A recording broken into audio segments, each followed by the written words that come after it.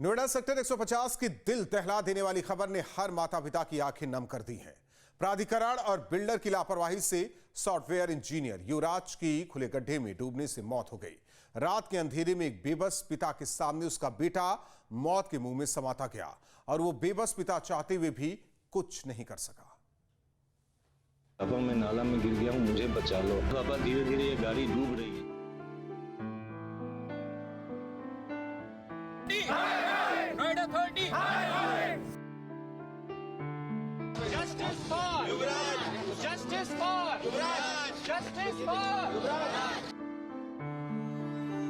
एक पिता की दर्दनाक दास्तान। तो नाले में जाने के बाद उसने फोन किया था कि पापा, मैं नाला में गिर गया हूँ, मुझे बचाओ।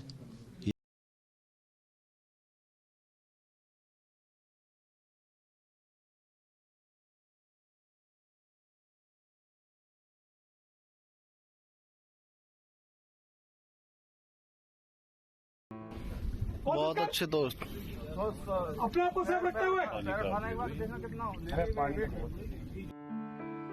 वो चीखता रहा, पापा मुझे बचा लो।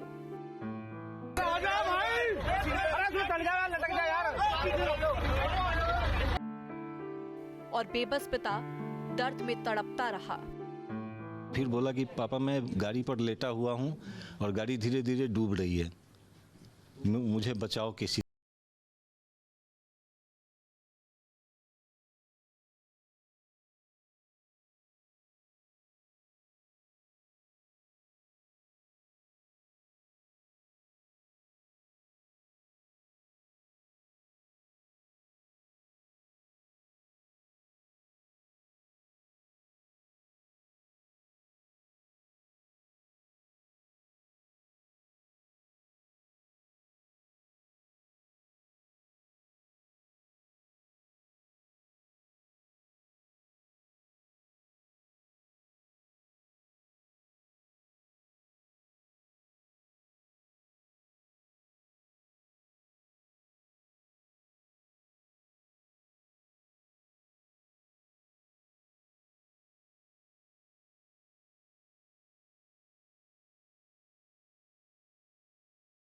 बहुत अच्छे दोस्त, अपने आप को सेफ रखते हुए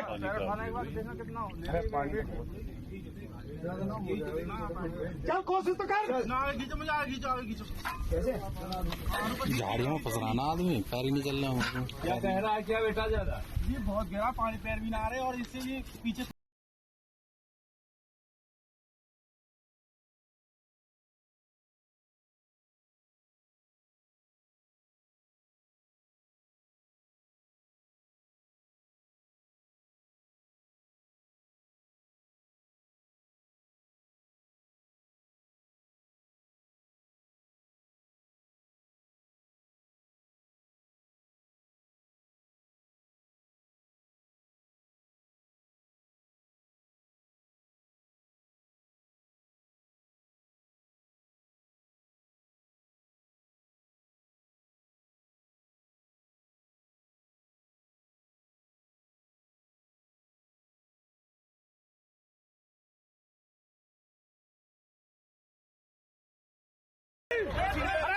लटक जा यार।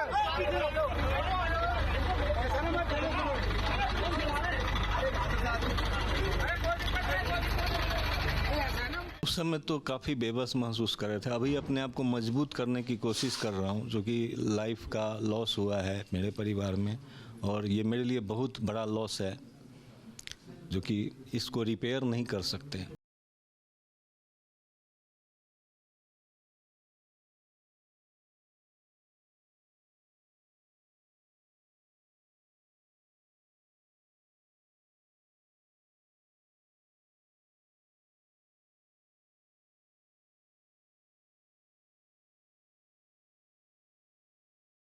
में जाने के बाद उसने फ़ोन किया था कि पापा, मैं नाला में गिर गया हूँ, मुझे बचाओ, ये वर्ड था। तो मैं जिस पोजीशन में था, चूँकि उस समय 12 के आसपास हो रहा था, मिडनाइट, मैं उसी समय उसी हालत में निकला और दौड़ पड़ा। बाहर गए, एक कैब था वहाँ अवेलेबल था, कोई वेट कर रहा था किसी पे, मैं उसी में बैठ गया और एक नाले की ओर गया। वो गलत एड्रेस था, फिर मैंने बेटा से कांटेक्ट किया, तो बोला कि नहीं वो वाला नाला नहीं, जो घर के पास वाला नाला है उसमें मैं गिरा हूँ।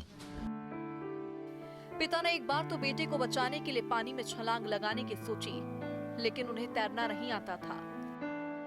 मैं उस समय तो नहीं दिखाई पड़ा, जब मैंने उसको फ़ोन किया तो उसने मोबाइल का टॉर्च लाइट ऑन कर लिया ताकि एग्जैक्ट पता सके। फिर बोला कि पापा मैं गाड़ी पर लेटा हुआ हूँ और गाड़ी धीरे धीरे डूब रही है, मुझे बचाओ किसी तरह। फिर मैं तो एकदम घबरा गया।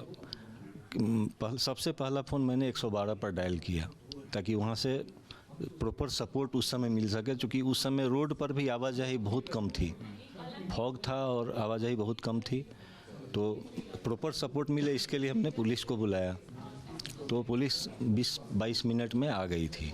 उसके बाद उन लोगों ने फिर फायर ब्रिगेड को कॉल किया और फायर ब्रिगेड फिर आया। आधा घंटा और लग गया, तब तक करीब 1-1.5 घंटा ऑलरेडी उसका स्ट्रगल का पास हो चुका था।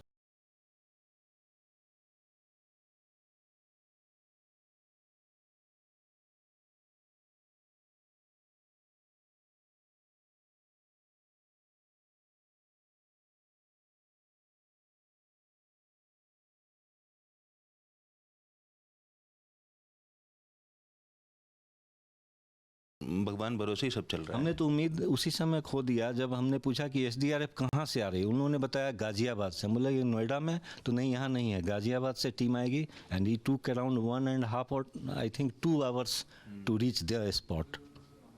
2 घंटे लगे उनको फॉग से बचते, धीरे धीरे चले। तब तक तो लाइफ का तो उम्मीद ही नहीं हम कर पा रहे थे। इस दर्दनाक हादसे की दास्तान जिस किसी ने भी देखी और सुनी, उसकी आंखों से आंसू का सैलाब उमड़ पड़ा। हम लोग चाहते हैं कि जो न्याय उसको नहीं मिल पाया, उस लड़के को, उसने ज़िंदगी के लिए गुहार लगाता रहा 2 घंटे तक और प्रशासन वहीं बैठ करके देखती रही, तो ये उनकी नाकामी है और उसकी वजह से एक बहुत वैल्यूएबल लाइफ जो है वो चली गई, उस घर का चिराग बुझ गया। तो उसको न्याय मिले और आगे से ऐसा। नोएडा जैसे शहर में ऐसा हादसा हो जाता है, आपको मतलब समझ में आता है कुछ? नहीं होना चाहिए, मैं तो यही कहूँगी, नहीं होना चाहिए। बहुत बड़ा हादसा है और सब कुछ होते हुए भी हम कुछ नहीं कर पाए, वो सबसे बड़ा दुख है। Thank you. पूरी सोसाइटी में कैसा माहौल है जब से घटना हुई है? सब दुखी हैं बहुत, और ऐसा नहीं होना चाहिए, आगे नहीं हो, इसका कोशिश करनी चाहिए, आगे फिर से न हो। रात के अंधेरे के सन्नाटे में एक बेबस पिता अपने ही बेटे की 2 घंटे तक चीख सुनता रहा, लेकिन वो कुछ नहीं कर पाया। हालात ऐसे थे जिसने एक पिता को भी बेबस कर दिया। पहुंच जाएगा रास्ता बेटा, वो फेंका जाए उसके पास।